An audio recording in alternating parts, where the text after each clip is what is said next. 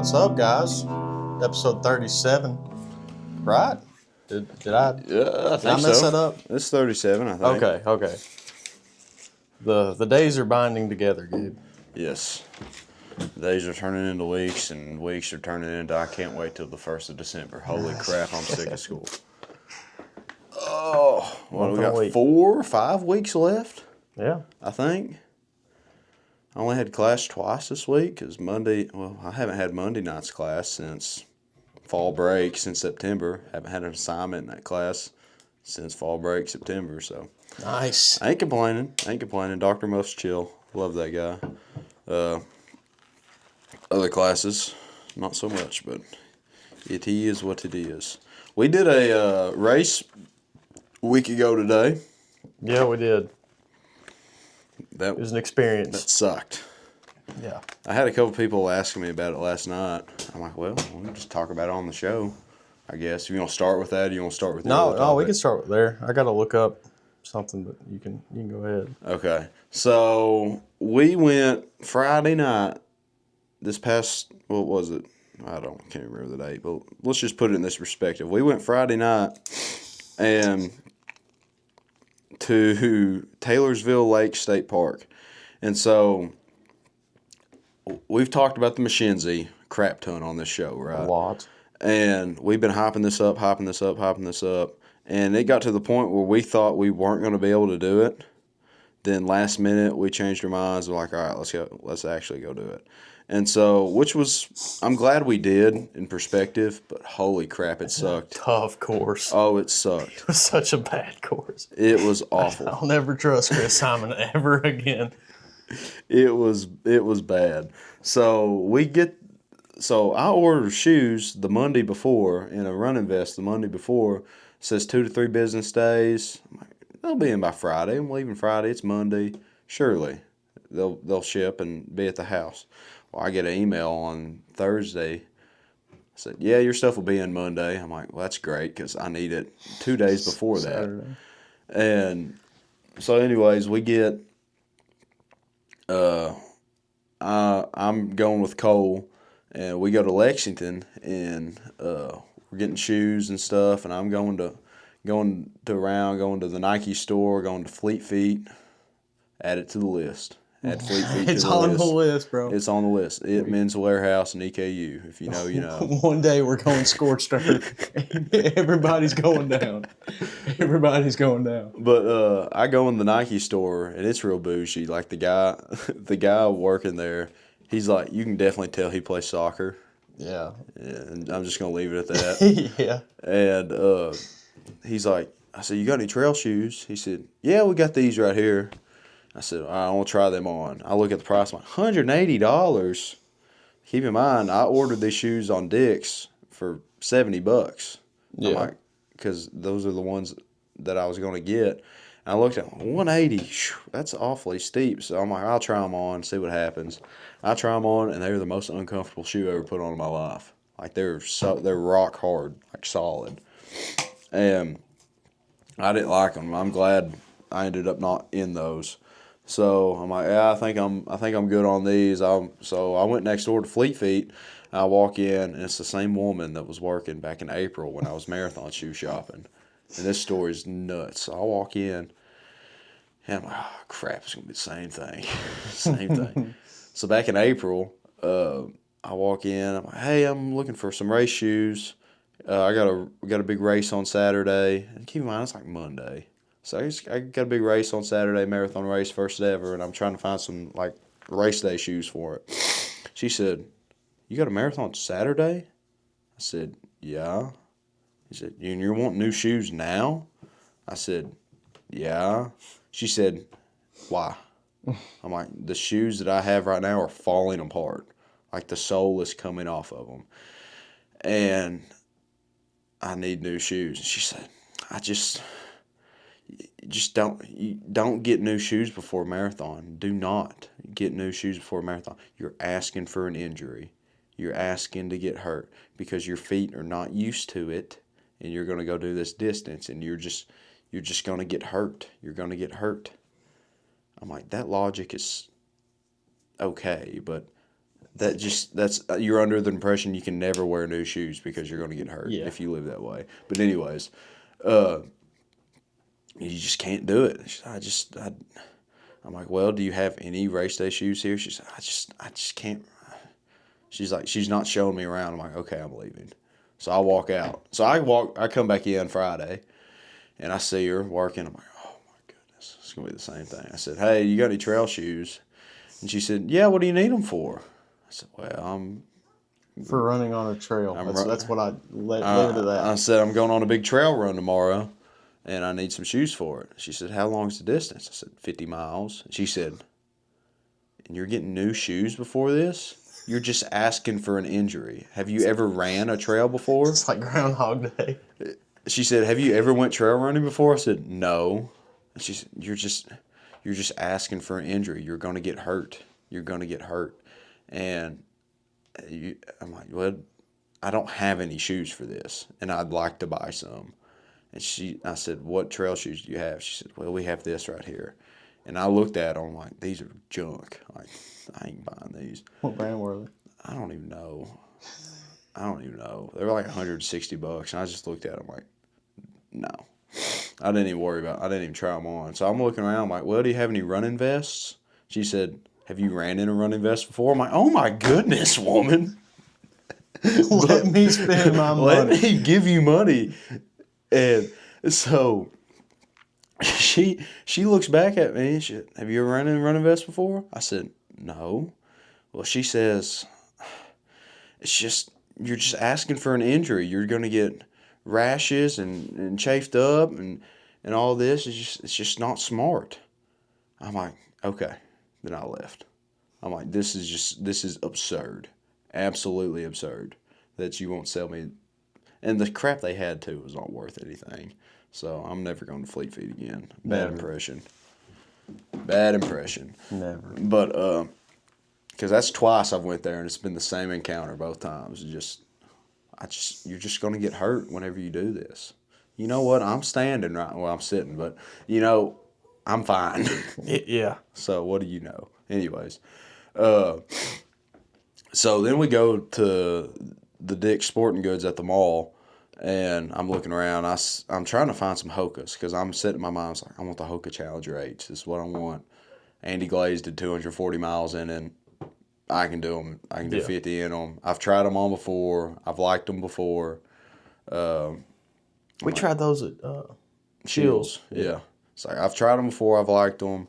I need to find them. So I went to Dick's. I'm like, they don't have any Hokas here at all. I looked at the Brooks.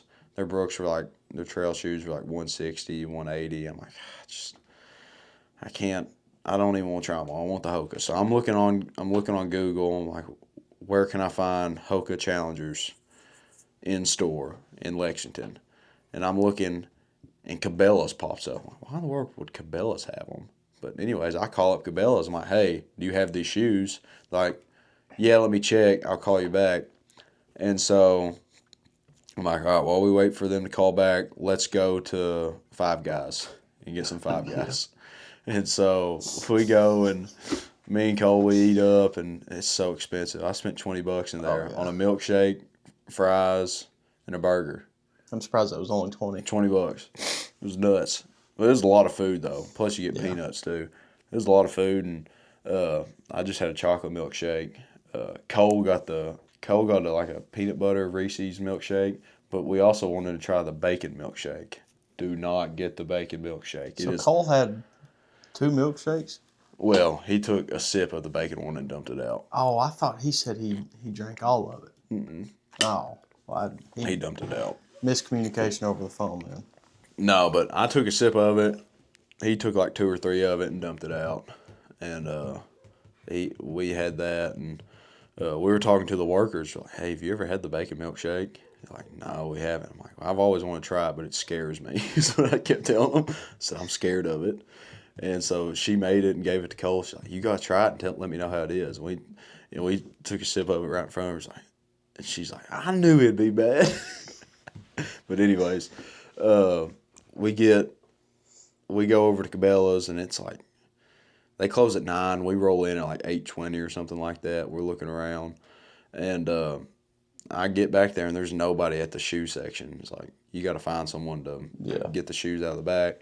So I'm walking around. We find this one woman. She said, I can't help you. I'm on my break. Can't help you. I'm like, okay. And she points us to this other guy, and this other guy walks around. We call up somebody, and it would have been hilarious if Russ Swim walked out the back.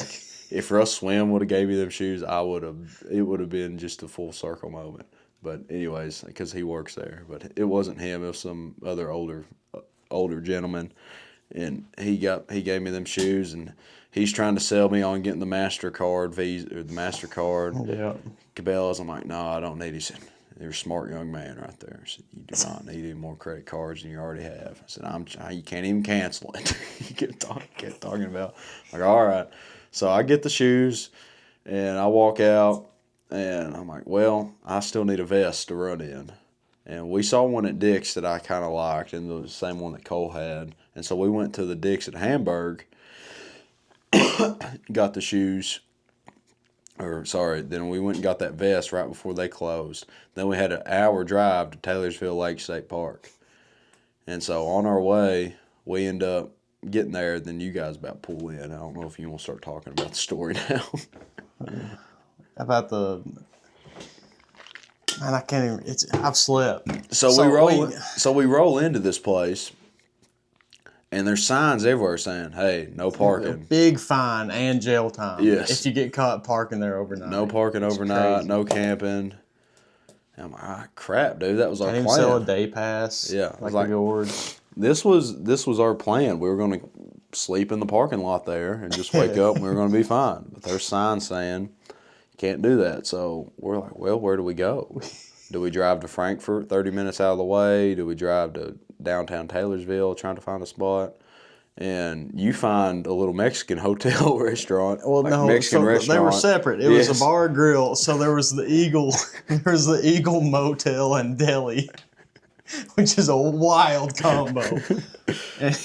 and then there was La Mesa. Is that what it was called? I don't know. I think it was called La Mesa, and that was a bar grill. And they were just right next to one another. They had a little gravel lot. We pulled up in the gravel lot. And Gabe, me and Raina start setting up the Subaru to sleep in. We've got a little camping mattress. We sprawled it out, laid the back seats down. It was a decent little setup. We had window covers and everything, so it was dark in there.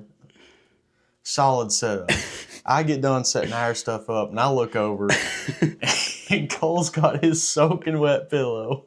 Yeah, Gabe's head is in the trunk of his vehicle. I don't know why you didn't put your feet down. Oh, I turned around halfway through the night. Yeah. It's because the way I was laying, if my head was towards the front of the car, the bend of the chair coming down was like right here, and it was uncomfortable. I didn't like it. Okay. But Gabe's head first into his car, and I guess it was the guy that owns that hotel or that owns the bar and grill. Because he was in the same shirt that the other people were wearing. Yeah. He was in a big Chevy white truck, and he pulled around the parking lot to leave, and he slows down right next to us, and he gave me one of these waves. Yeah.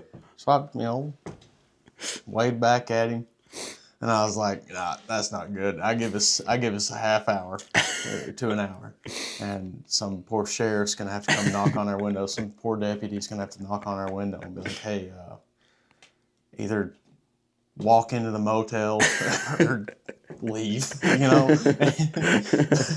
But the people working at the Mexican restaurant, they start wheeling all their trash out to the dumpster that's in the gravel lot right next to us, and they're just playing around, like singing and throwing trash in the dumpster and laughing. We're just trying to sleep.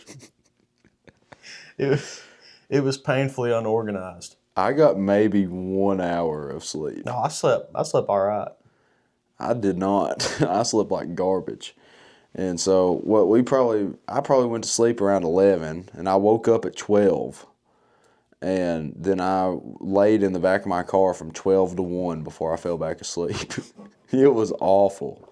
Got up in like 3 hours. It was awful. And we got up at like 4:30 or something like that. Yeah. But, I got back up at 4 because I was just sick of being in that dang trunk. But yeah, before that we had to go to Walmart and load up on a bunch of food and stuff, and we got these gallons of water, and one of them leaked all over Cole's pillow. He was so mad. He was in La Mesa using their restroom After they closed.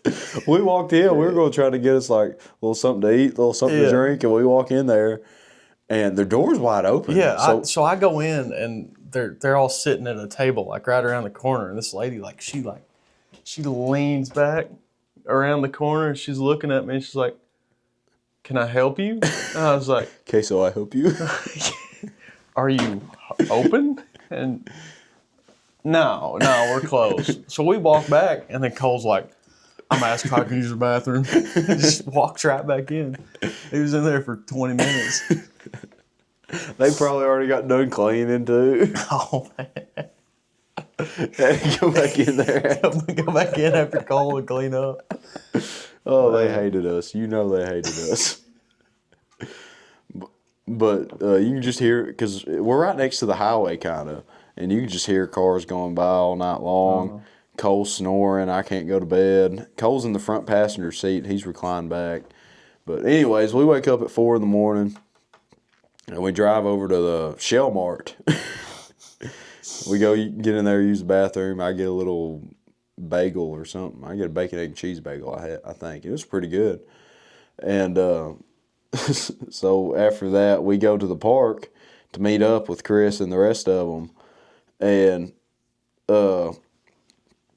so we're waiting for them, and they finally show up. And the first interaction I had with, I think, was it Jason? Is that Chris's brother? Yeah. He said, "Have you ever went trail running before?" He's not even like a hi or how are you. "Have you ever went trail running before?" Yeah, that's very Jason. I'm like, "No." He said, "Forget your pace."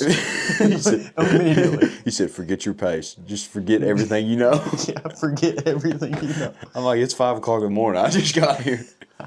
And that had to be a wild experience for you and Cole. Chris walks up to me. They're a lot, man. And keep in mind, Chris has his headlight on. I can't see his face.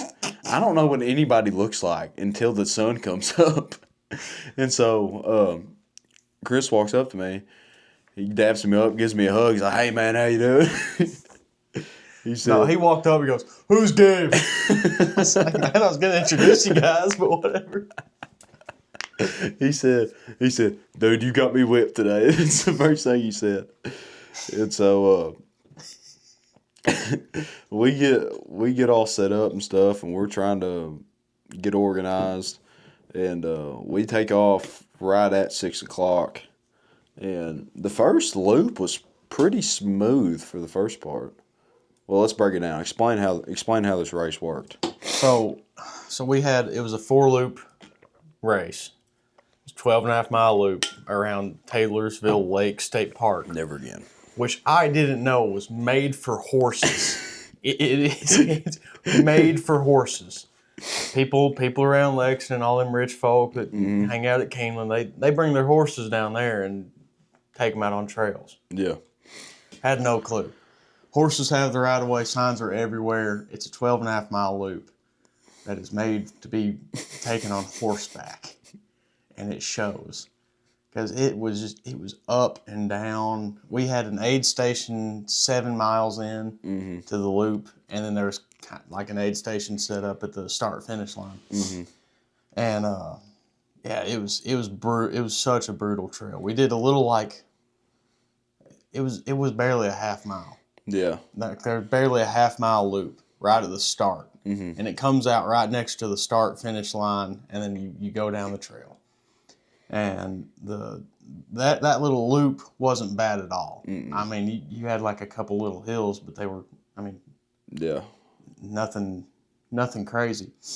And then we run down this ridge for a while, and I was like, okay, this isn't bad. And then it goes straight down. Rocks. It's like loose rock. Straight down. You cross a creek, dried up creek bed that is just rock, and then you go straight up a hill that's just rock. It was sketchy.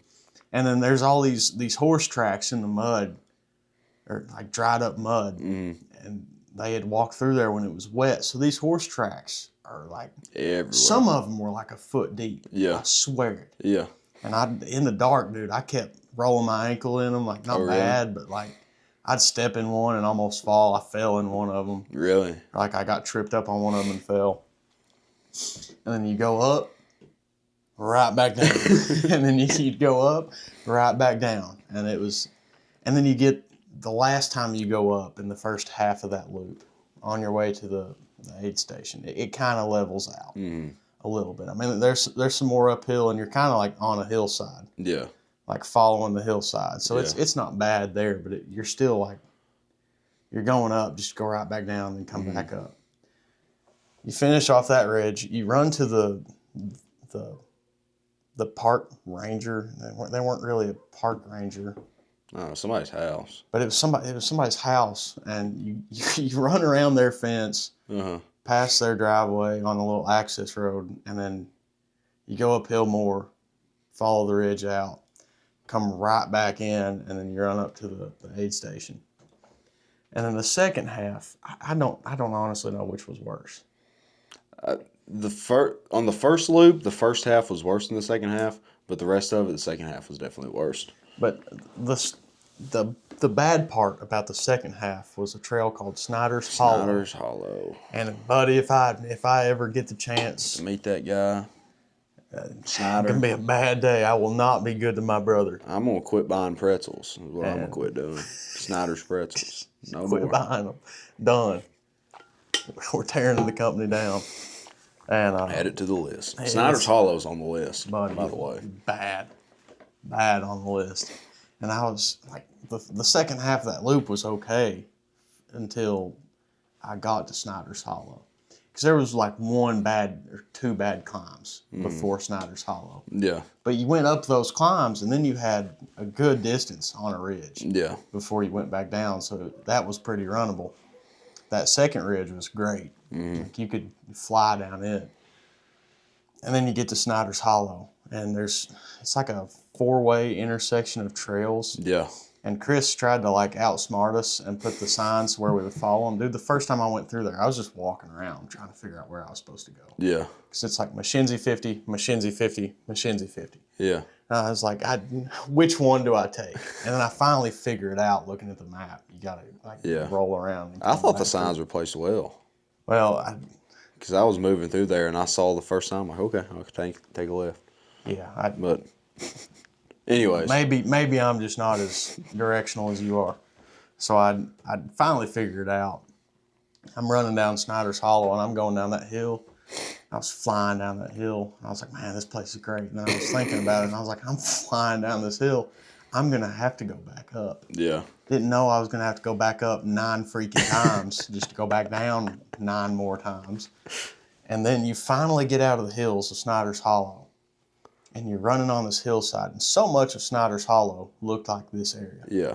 Like, I've got pictures like I was taking of places. Yeah. Like, there was a creek bed that looks exactly like the creek down over the hill from my house. And that open space where you're it's like a real wide trail. It's real grassy. That looks just like a part of Lily Mountain Park down the road. But it's just like But it's on an incline you're like on this. an incline, and if you know, those suck to run on. Yeah. Because one ankle is just getting wrecked the whole time because you have to step at a really weird angle. I tried to hug the left as much, like the top of it, as much as I could. Yeah, I wasn't even trying. I was just, walking a lot. Yeah. And then I get 1/10 of a mile from the start-finish line on my first loop. Mm-hmm. And I get a cramp in both quads at the same time. And my legs just like locked up. And I kind of like fell and caught myself, then got back up. And I'm just jogging, and I walk across the road because I was like, I'm going to fall. Like if I try to run on my legs right now, I'm trying to press out the cramp. And it wasn't working. I get to the aid station. I tell Jason, I'm like, man, I'm cramping. He gives me a Coke. I drink the Coke. He's like, you going to eat something here? I was like, yeah, I can probably go ahead and eat something here. He's like, what do you want? He was like, I'd get one of these donuts if I were you. I ate one of the donuts because, like, Jason's done this before. Jason's done ultra marathons, so I thought I could trust him. And especially don't eat Kroger donuts; they're nasty. But I get back going on the trail. I'm on my second loop now, and I probably get a mile from the aid station. I'd slow down for a second to drink some water. Because there's no point in like running and drinking water. Like I just didn't even try. I was like, I'll just waste breath and lose breath for no reason. So I'm walking and I'm drinking water, and then that was fine. Later, I get to where I need to eat again because you had to eat every hour. Yeah. So many calories, and so I get one of my honey stingers, and I'm eating a little honey stinger, drinking water with it. And like immediately after, I throw up. Threw up all the water, like the water I just drank, the honey stinger. Yeah. I was like, that sucks. It's like, I'm gonna eat again here in like 30 minutes, and I just kept throwing up, like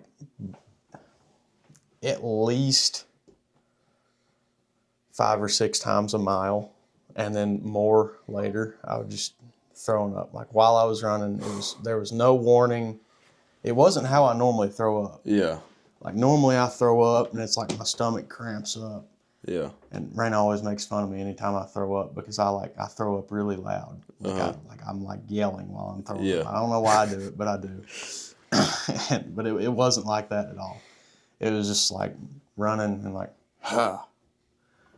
threw up on my shoe at one point. That was really gross. But I'm throwing up a lot. And I slowed down a lot. I felt like rough the way I was throwing up. I probably don't want to get into too much detail, but the way it looked is like every time I drank water, I threw up. Every time I ate something, I threw up. And I quit throwing up for a while, and I started throwing up a lot more after that. Like a lot more, like vomit, whenever I threw up. And Raina comes to check on me,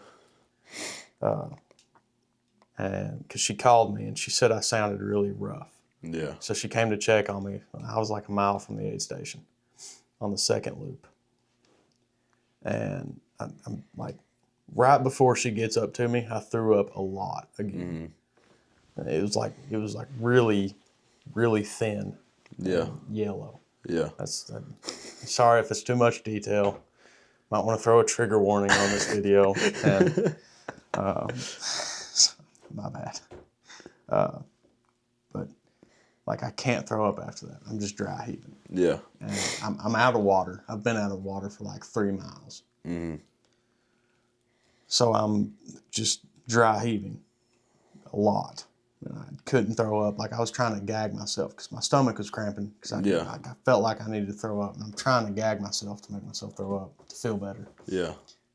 Couldn't get anything up at all. And Raina was like, you need to stop. I was like, no. And I had to sit at that aid station and I had to drink a water and eat to prove that I could keep it down. Yeah. Because I told her what was going on. Yeah. And she finally let me go. Because she was telling me, like, I really need to stop. And I was like, nah, I'm going.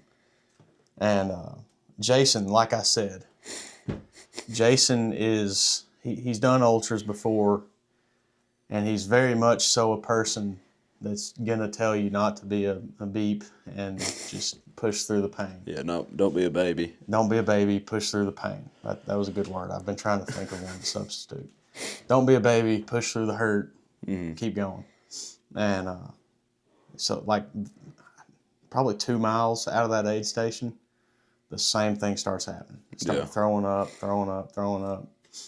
And I get to Snyder's Hollow again, climbing those hills, and Jason calls me, and he's like, hey, you all right? Or Cole calls me. Yeah. Cole calls me. He's like, yeah, we've been expecting you for like an hour now. Like, Yeah. Are you good? I was like, yeah, man, I'm good. And I guess he had me on speakerphone. Yeah. I was like, I just can't quit throwing up. And I hear Jason in the background. And Jason goes, give me your phone. And Jason's like, Jacob, man, how are you doing? Are you throwing up? And I was like, oh, yeah, I'm throwing up a lot. He was like, when's the last time you peed? And I was like,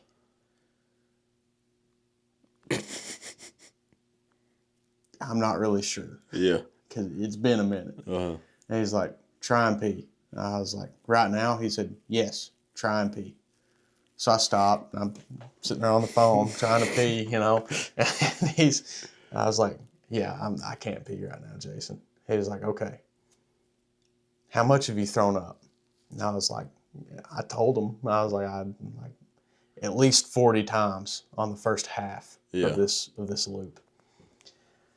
And he cussed, and he was like, okay, you're sure you can't pee?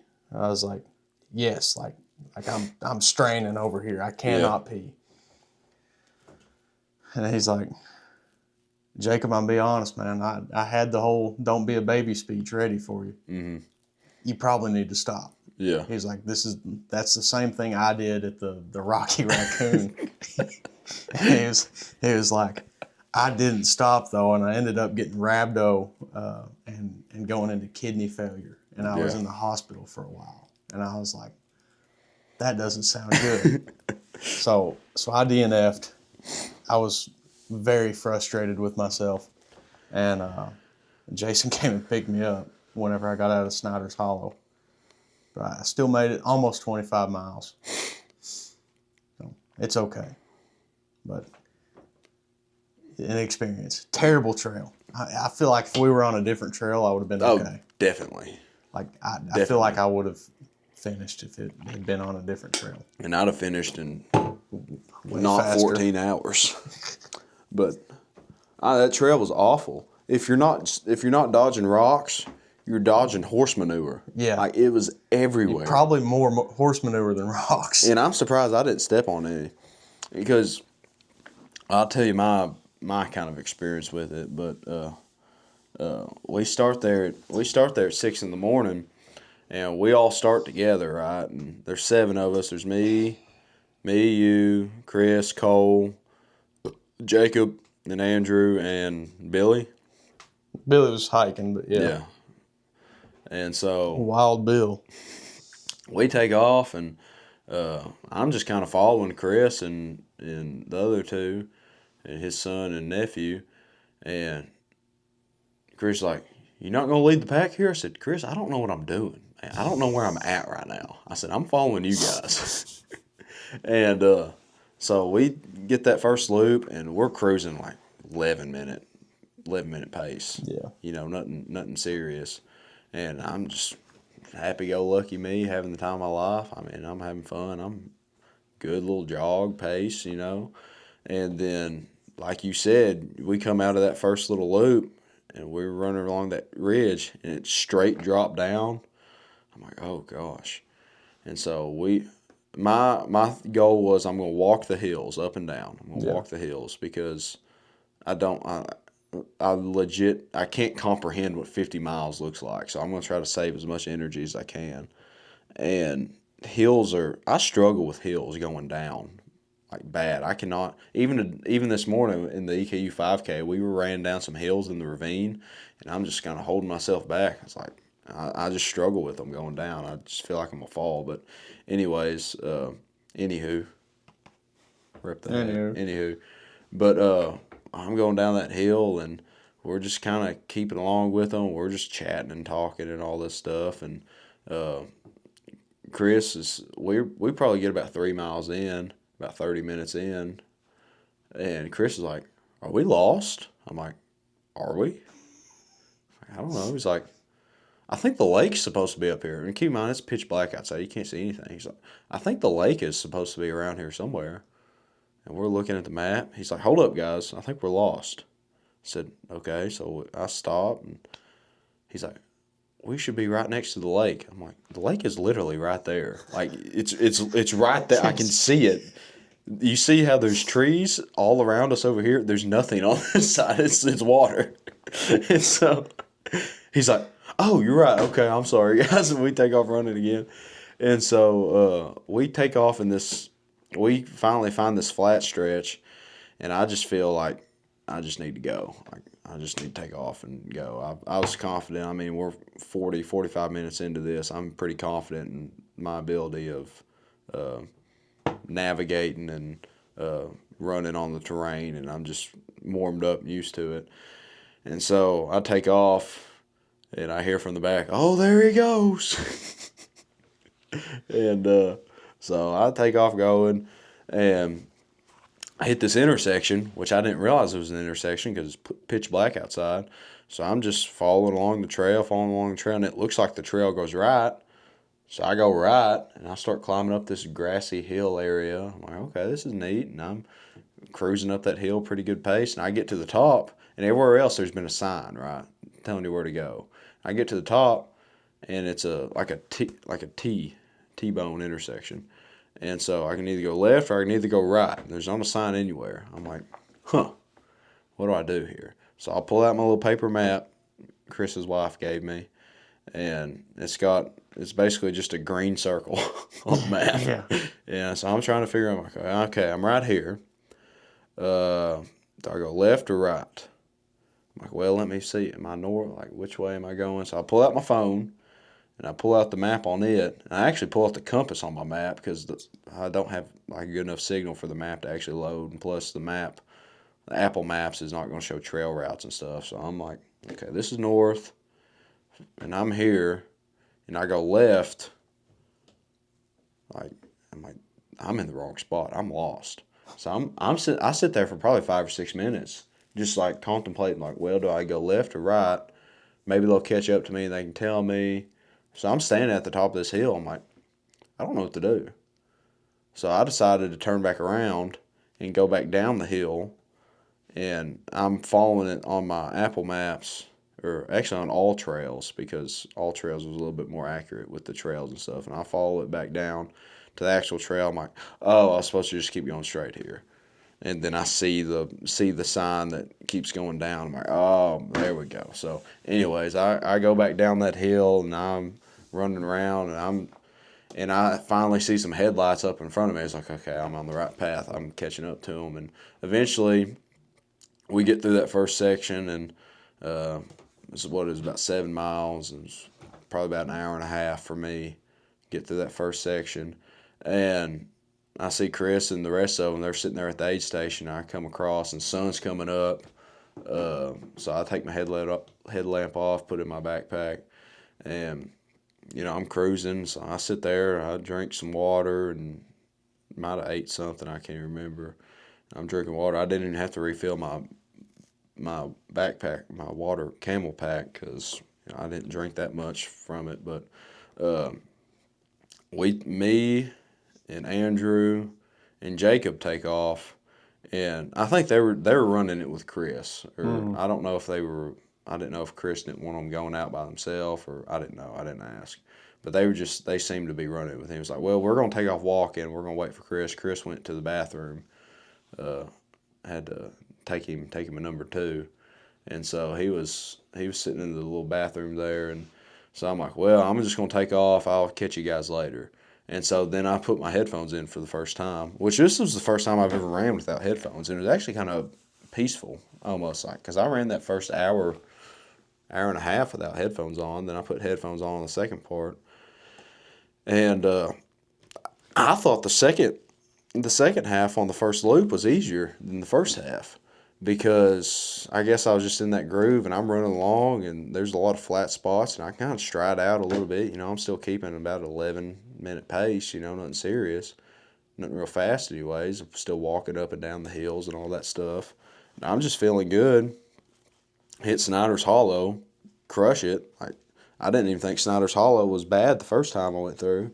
So I hit up the aid station, and about 12 and a half miles in, and I'm the first one there.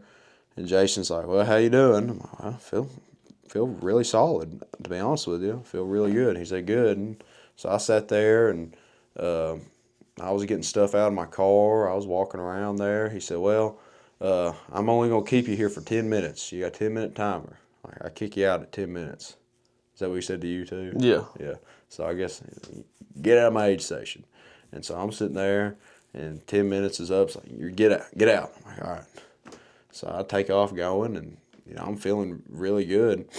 And I get to run that section, feel pretty solid. It's daylight now, and I can see, and I'm enjoying it. And I'm running at a good pace, walking the hills and stuff like that. And I'm not feeling any pain but I get around probably about a mile from the aid station, and it's getting kind of tough. I said, it's not hard yet, but it's getting uncomfortable, is what I said. And it's not quite hard. And I came into that aid station the second time, the one with Chris's wife, and Raina was there. And it's getting uncomfortable. It's not hard yet, but it's getting uncomfortable. And so I'm sitting there for a little bit. I probably hung out there a little bit more than 10 minutes, maybe a little less. I can't quite remember. But I fuel up, I eat, and fill up my water pack, and I take off the second aid station, and I'm feeling really good. And I do that second loop and get to the point of I'm hitting 20 miles. I hit 20 miles. That's where I was. And I'm passing some people, passing some horses and stuff, and there's these three older like park rangers that are working, clearing the trail or something. And I run by them, and they said, "Hey, you part of the running crew today?" I said, "Yeah." He said, "How many miles you got left?" I looked down and said, "I got about 30. And when I said that, I'm like, oh no. This whole time, I'm in my head.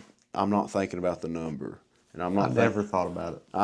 I was never thinking about the number. I'm just thinking about getting to the next aid station, and that's my goal: get to the next aid station. And so I'm sitting there, and I say, "Hey, I got about 30 miles left." And I'm like, "Holy crap! That is a lot. I mean, that is an app. That's a lot." And so keep in mind, I'm still keeping pretty like anywhere from 11 to 16 to 18-minute miles because, the hills are taking a toll, just slowly taking a toll on you. And I'm still averaging like a decent pace. I'm not hurting or nothing. My legs aren't hurting. Lungs are feeling like cardio's fine and all this. And so, but it's starting to get hard. I will say that. And I'm slowing down definitely from the beginning. And so, well, at least I thought so anyways. But I finished that second loop faster than the first one because it's daylight and I can see a little bit. And so I hit Snyder's Hollow up. I'm like, phew, that sucked. Then I hit that one ridge we were talking about earlier that's like in an incline, like a gnarly incline. And I'm running through it pretty well. I'm still taking it kind of easy through there. And so we're walking through, or I'm going through, and I finally get out of that section, and you get to the part where you have to run through the big open field through the tree. Yeah. Remember that? I didn't really care for that. And you had to loop around that but anyways, I took off and followed that, and finally make it to the the start-finish line, and I sit down, I'm like, halfway. Let's go. I only got 2 more. And I'm like, and I told myself, well, shoot, we talked about it on the show before. It's like the third lap's going to be the toughest lap for sure. And Jason's like, "Hey, how you doing?" I'm like, "I think I'm doing pretty good. Staying hydrated. I'm peeing a lot. I mean, a lot." And Mike Jones would be very proud. Mike Jones, freshman year, said, "Pee clear, boys. You got to say peeing clear. That's the only thing he'd tell us. Pee clear." Mike Jones would be proud of me right now because I'm peeing clear. And so that was nice. I was staying very well hydrated. They filled up my camel pack for me and all this. And I sit there for about 10 minutes. I ate 2 McDonald's cheeseburgers they had there, or hamburgers. There wasn't any cheese on it for whatever reason. But I had the hamburgers and took the pickles off and ate 2 of them. And went to the third. Yeah, I did that loop, and as soon as I came around the loop the third time, I'm like, then I came out to go down that valley, take off, and I get 2 cramps right in my quads. I'm like, oh no, this is where it's going to kick in. Like, this is where it starts. Because they always say, well, the ultras don't start to the last marathon. Like, if you're doing a 100-mile race, the race don't start till mile 75 or something like that. And so it ain't gonna start to the last marathons with what they say. And so, cramp right here in my quads. I'm like, uh-oh. So I'm slow down to walk, and I'm walking, trying to rub it out and do all this crap and roll it out. And I finally get to the point where I feel better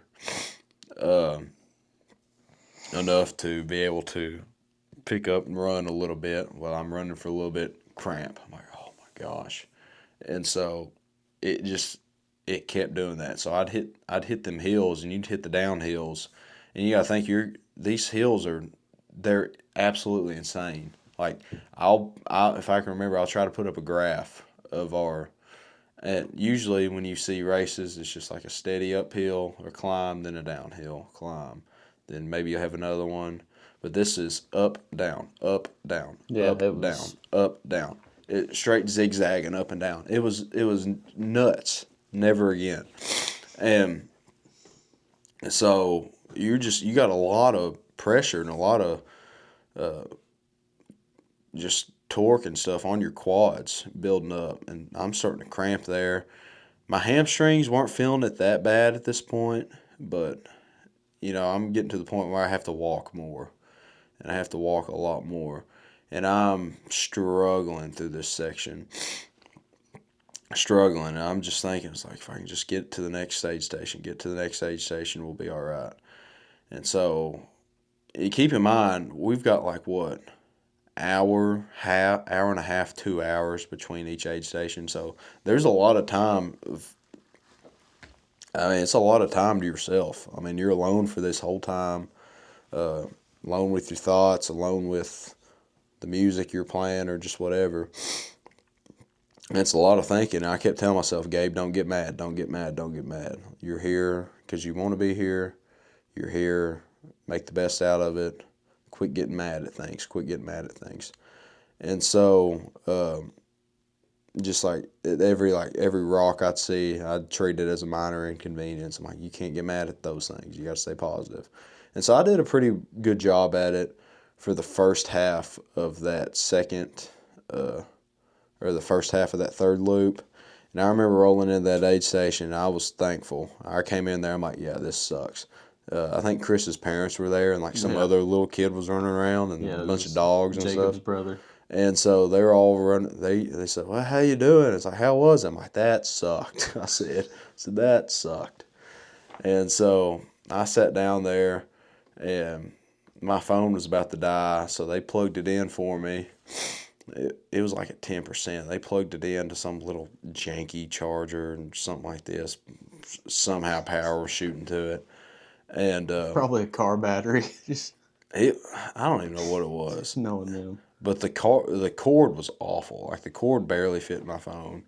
And so it gets me up to like 10%. I'm like, well, I'm not going to listen to music on this last half because I don't want my phone to die.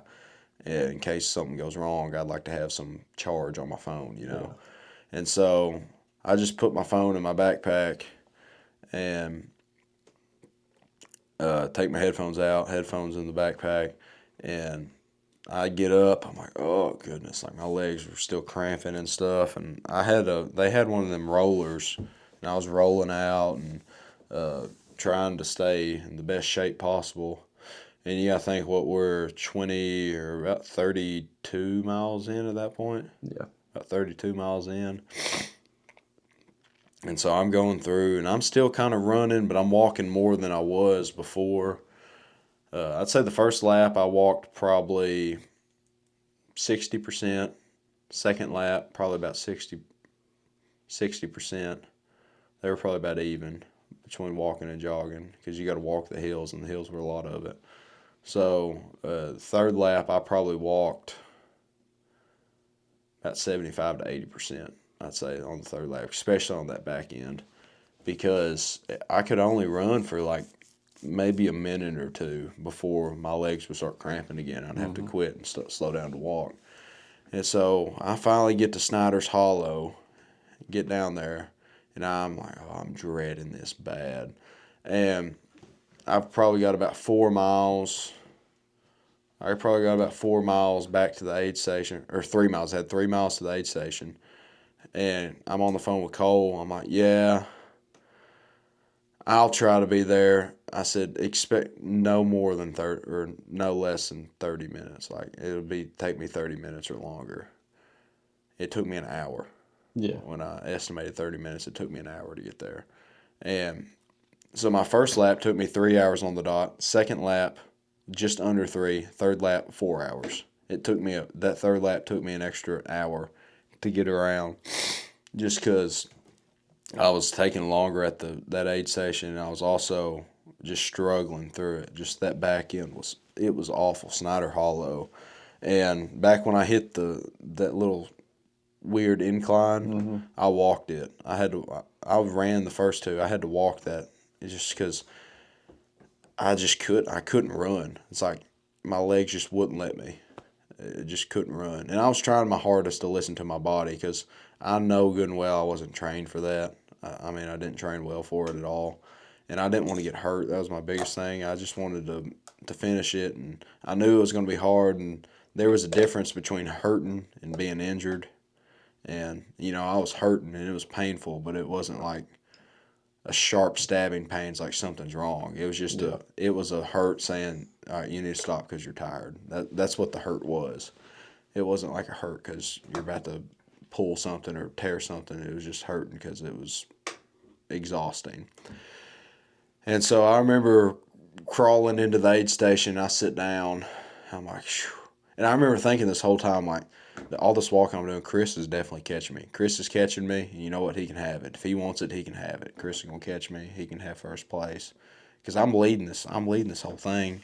And by that time, I knew Cole was out, because Cole did a mile, or not a mile. Cole did 12 and a half miles. He did 1 lap, and which is really, really good that he was able to do that. But he did the 1 lap, and I talked to him at the aid station, and I knew you were out because Cole told me when I was on the phone with him that you were out and you got real sick and stuff. And so I'm thinking it's just me, Chris, and Andrew. And yeah, me, Chris, and Andrew. I knew Jacob was out because he rolled an ankle or something, and he had to wrap his foot up or whatever. And I knew he was out, and so I'm thinking it's just 3 of us left. I'm like, they're going to pass me, and you know what? They can have it. I don't care. And so we were running along, and I finally crawl into that aid station. I sit down. I'm like, this sucks. Like, this is the definition of just, it's awful. It's awful. I'm calling myself every name in the book. I'm like, what am I doing out here? Why is this happening? Why am I putting myself through this? And I'm asking myself all these questions. And I'm like, you know what? Just 1 lap to go. I'll be done in 3.5, 4 hours. It's just 1 more lap. Let's just take it 1 step at a time, and just go. And Jason's hyping me up, and he's like, "Yeah, you got it, man." It's like this is it. You're almost there, and all this. And Billy's like, "Yeah, you're the last one. You're the only one left." Jason told me he could have killed Billy for saying that. He said, "You're the last one. You're the only one left." Like, I'm like, "You serious? I'm the only one left?" He said, "Yeah." I'm like, oh, "Crap, dude. If I'm the only one left, well, let me just quit right now." And that was the thought I had. I'm like, "Well, I've beat everyone else already. I've made it this far. I'm the only one." And then just something told me. I'm like, I said I'd do it. Let me do it. So I got up and I struggled. That last 12 miles. And I remember I did that little loop, and I was trying to run it a little bit, and I was walking most of it, and I came out of that loop. I said, "Cole, you're driving home." He said, "Yeah, right." I said, "No, you were driving home." And so I took off down that little valley and just cramping. My quads are cramping. I'm just hurting, calves are getting to the point they're getting tight. My hips are killing me. Feet never hurt. My feet didn't hurt till mile like 45, 46. My feet were perfect. I had 2 blisters on the toe of on the big toe, on the outside of my big toes, and once they popped, oh, it was nice. Like, I was smooth sailing. I've still got blisters. Really? Uh-huh. No, but I don't have any blisters. I've got like my feet are calloused basically. They're calloused. But anyways, so my feet weren't hurting, but everything else was hurting. My shoulders were hurting from going back and forth. My neck was hurting because I've been staring at the ground for the past 10 hours at this point. Staring at the ground, trying not to roll an ankle. I did roll my ankle twice. But never bad enough to hurt it or nothing. I only rolled it twice, and it's my right one. But I'm trying to get through and push through, and I get a text from my mom, and she's like, "Well, how you doing?" So I just call her and talk to her for a little bit. I had my headphones in at the time. Because I got the portable charger out of my car when I made it back, and I call her and talk to her for a little bit, and I hang up, and then it's just like I'm hurting so bad, like I'm walking and I just start crying just because like my legs are in pain. I'm just overwhelmed with emotions, and I start crying a little bit, and I suck it back up. Then I end up calling you and Chris was there too, and we get to talking or whatever, and so I don't know if but the way I felt during that conversation, I just felt empty. Like I had nothing left in the tank. Yeah. And you could probably hear it in my voice too, that I just sounded tired and dead. Yeah, you sounded really bad. And so Chris said, yeah, just cut out that last half. I'm like, this ain't a sanctioned race or nothing. Just cut out that last half, finish up the 50 on the road. I don't care how you get it. He said, or just finish it up along that trail, or come back and go back up the road and just run around circles around that first loop we did. Or I don't care how you get the 50, just get the 50. I'm like, you sure? He's like, yeah, I don't care. I'm like, all right. So I'm like, because I said I'm not doing Snyder's Hollow again. Yeah.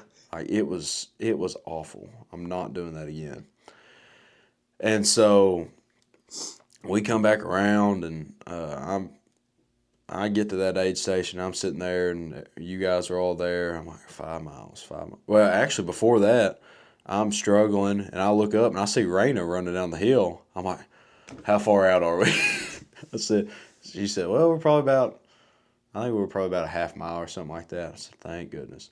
And so we're going through, and we get to that, and it was nice having somebody to talk to. Running through there, we get to the aid station. I sit down. I'm like, 5 miles. 5 miles. We're just going to go 2.5 down the road, 2.5 back. And so, 5 mile run. I can do that all the time, right? It's just 5 miles. And so I get up down the road, and I've got some trekking poles finally, and that helped out a lot. And so I try to take off running. I just can't do it. I'm like, we're just going to have to push through this and walk this. And Raina's walking it with me. And so I had music still playing, but I was still kind of talking back and forth. And I just build up enough. It was basically building up enough courage is what it was, building up enough courage to just take off, and I'd run for probably about 30, 40 seconds, if that. Then I'd have to slow back down. Then walk for a little bit and run 20, 30 seconds, and I have to slow back down. And it just trying to get those quick bursts. It's like the sooner I get there, the sooner I get back, and the sooner I can be done with this. Yeah. And I'm trying my hardest just to go as fast as I can. So we end up going 2.2 down the road. I'm like, well, it's 2.2 down the road. I'm like, oh, we'll only have to do 0.5 on the way back. So it's 2.2 down. And it seemed like it was shorter on the way back, but we took the same exact route. So I got back, and we were still short. Like, I think it was 49.8 is what it was. So I was still short.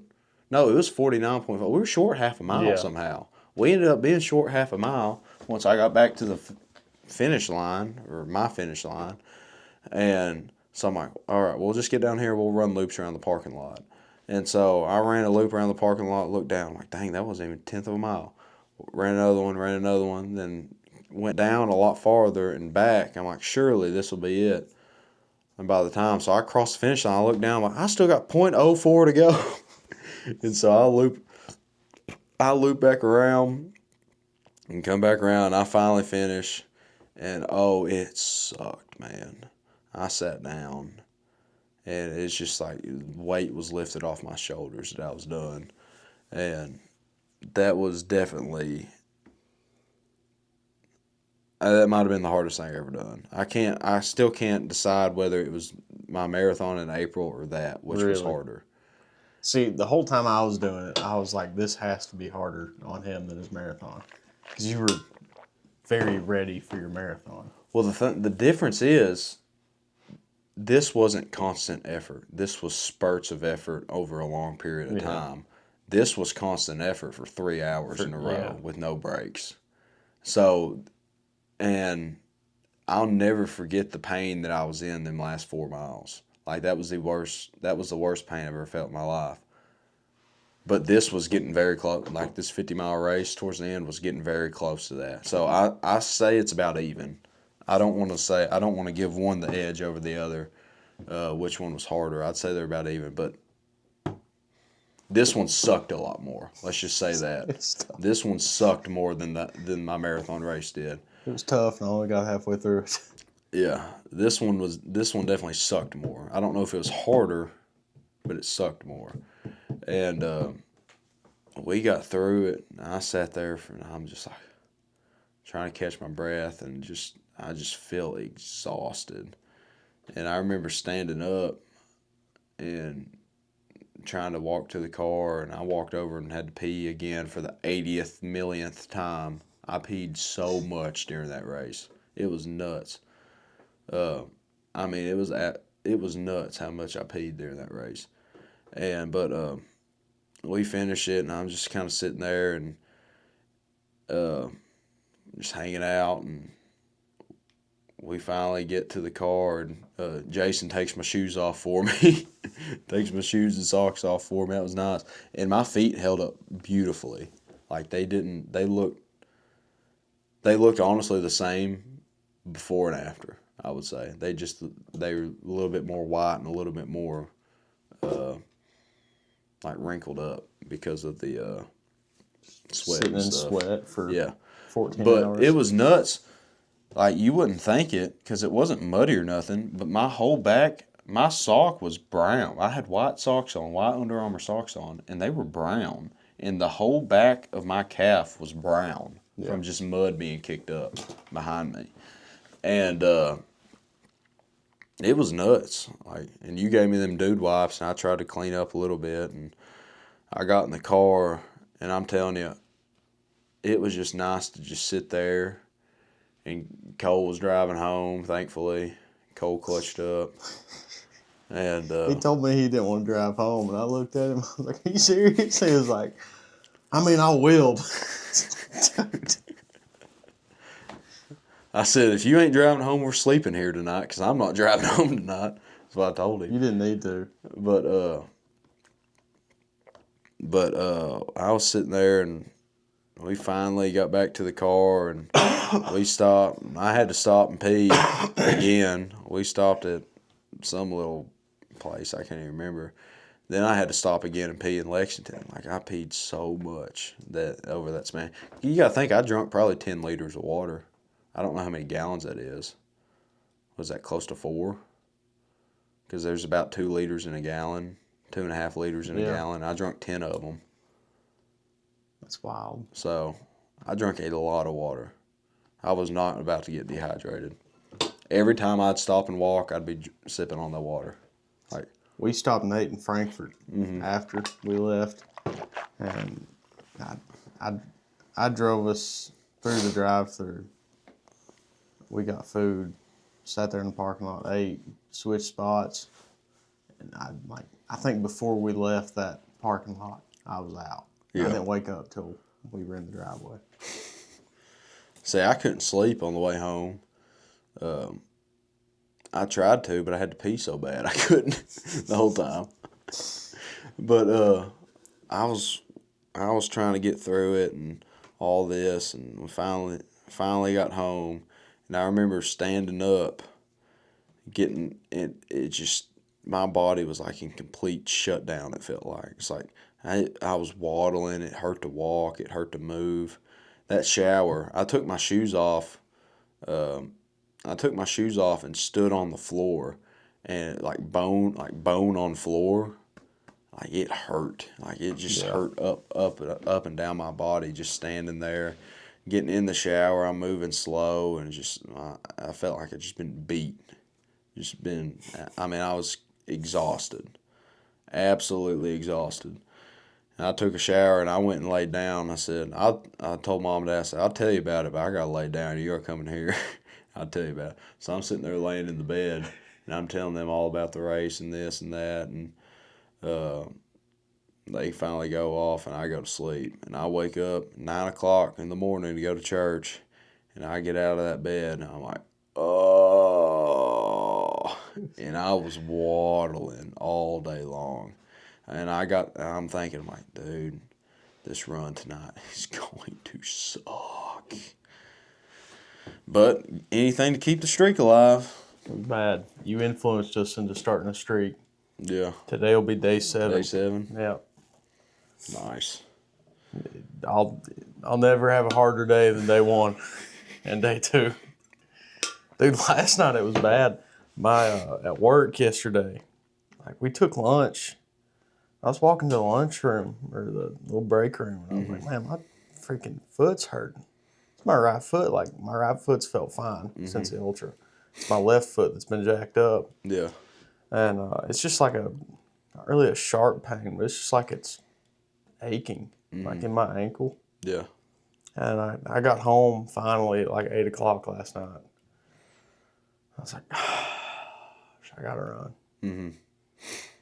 And Brandon was like, oh, I was like, no, because we're competing to see who can go the longest.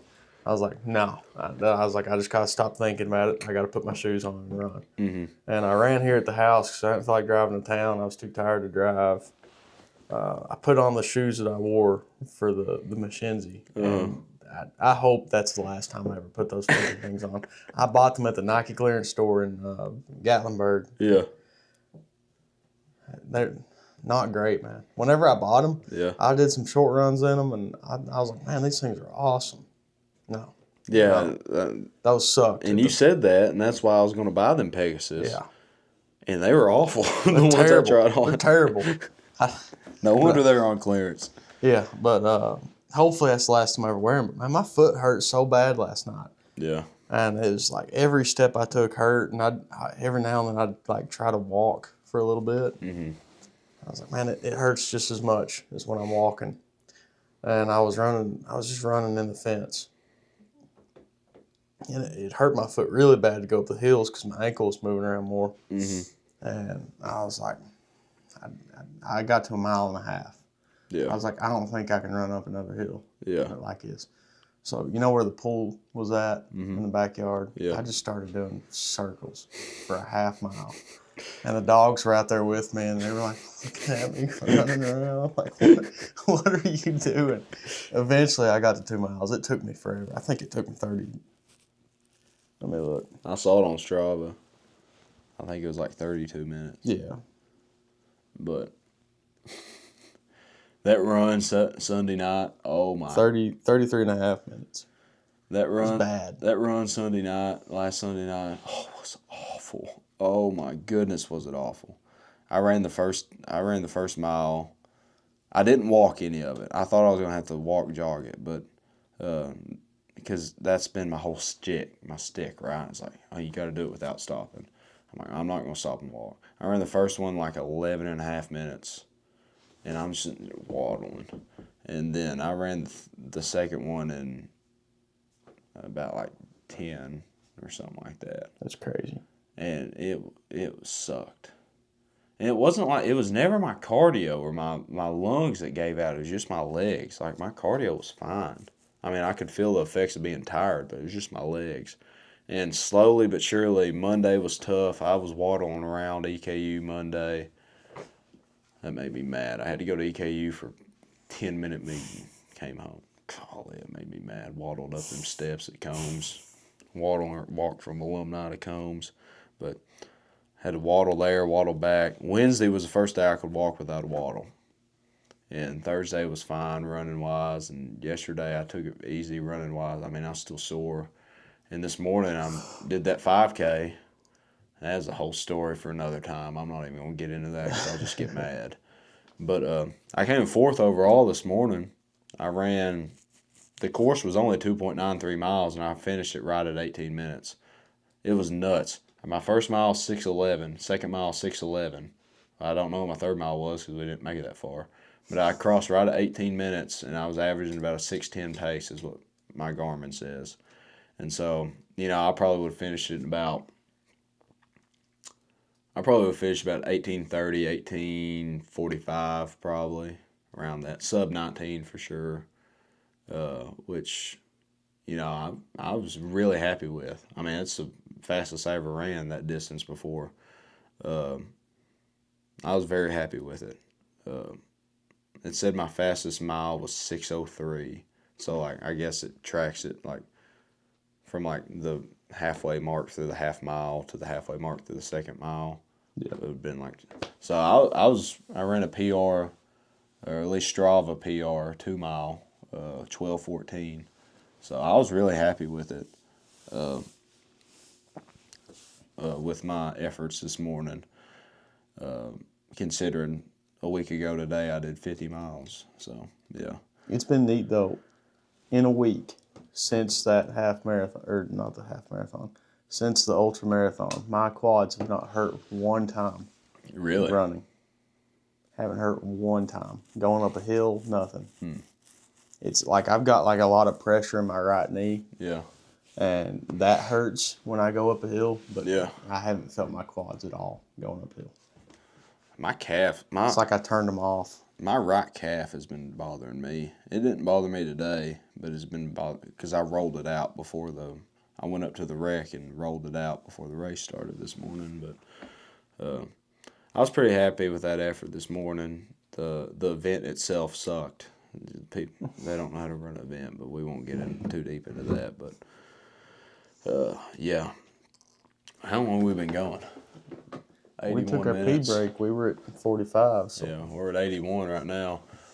You want to get into this? Or you want to save it for another time? You want to save it for another time? I think we ought to. I'm fine with that. Yeah. I feel like I may be able to add more onto it. Yeah. We can do that. I think we've had some good stories today.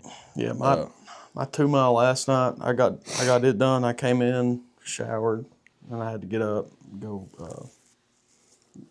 do something downstairs. Can't remember what I had to go do now. But I got up after I'd laid down. Mm-hmm. Dude, I could hardly walk. That right foot was hurting me so bad. Yeah. I don't know what it's doing. It hurt this morning real bad, but it started to feel better throughout the day. Mm-hmm. I don't know. But, yeah. You get you some scripture.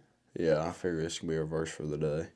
But I'm telling you, I've been slow and steady running this week. And I went pretty fast yesterday. I just need to get my heart rate and my heart HV, what is it? Heart rate variability? Yeah, heart rate variability. It's been low bad this week just because I'm not giving myself time to recover really and getting, but I think eventually it'll be up to where it usually should be and get back to 100% sooner than later. Hopefully by the end of the year I can get into a little marathon prep and get that going again, get those distances, and I'll probably be a lot faster than I was. I mean, shoot, if I ran that fast this morning, the way I'm feeling, I'm pretty excited for the future of speed and stuff like that, speed training. But anyways, a little scripture for today. I made a little TikTok. I posted on my account and didn't post on the Be Good to Your Brother account because I kind of forgot about that we had it. But James 1:2, this can be our verse for the day. Consider it pure joy, my brothers and sisters, whenever you face trials of many kinds, because you know that the testing of your faith, because you know the testing of your faith produces perseverance. We've talked about it before, but consider it a pure joy. The troubles that you have, the struggles that you have, that you get to endure. You get to endure. You get to do these things. You get to just be joyful in it, not say, oh, this sucks, woe is me. Say, well, this sucks, what's the way I can get through it? What's the way I can persevere through it? So I kind of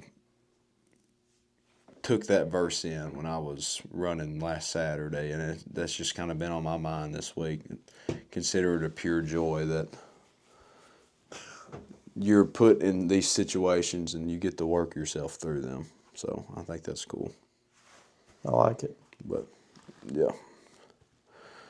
If we don't got anything else or anything to add to it, I'm tired. I think I'm good, brother. I took like a little 20-minute nap before I got here. Yeah. After that run this morning, I'm worn out. Estill beat Powell last night. It's always a good day when Estill beats Powell. Sorry to all the Powell County listeners, if there is any. I'm not. I'm not. Oh, we got to pray, don't we? Yeah. I'll pray real quick and show off the anywho hat. But, dear God, thank you for today. Thank you for keeping me safe this morning, and thank you for keeping us safe over the weekend. And hopefully through that we got to spread your name a little bit and spread your love. Thank you for Jake this morning for hosting and having some good conversations with me. We love you. We thank you for all the blessings that you've given to us. In Jesus' name I pray. Amen. Amen. Well, if we don't got anything else, we can get a little outro and get on out of here. We'll wrap it up. Be